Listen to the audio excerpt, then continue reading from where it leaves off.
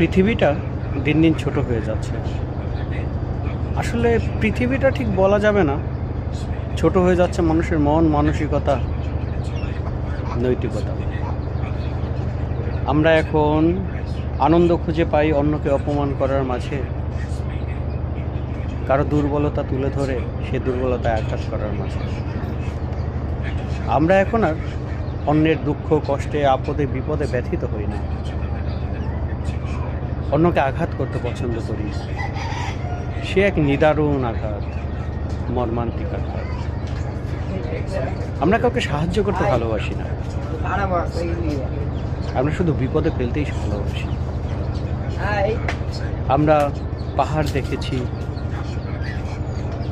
বহমান নদী দেখেছি, স্নিগ্ধ শীতল ঝর্ণা দেখেছি, চাঁদনি রাতে স্নিগ্ধ আলো দেখেছি,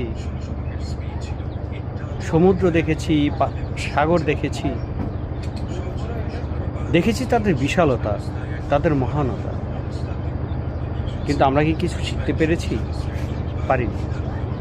কারণ আমরা তো সেখানে শিখতেই যাইনি। আমরা গিয়েছিলাম আনন্দ উপভোগ করতে, রাত্রি যাপন করতে, রাতের সৌন্দর্য দেখতে।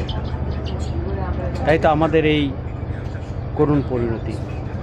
আমরা দিন দিন সংকীর্ণতার দিকে ধাবিত হচ্ছি।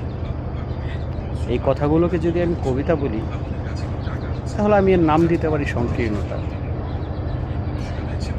সংকীর্ণতা, সুদর্শন চন্দ্র রায়।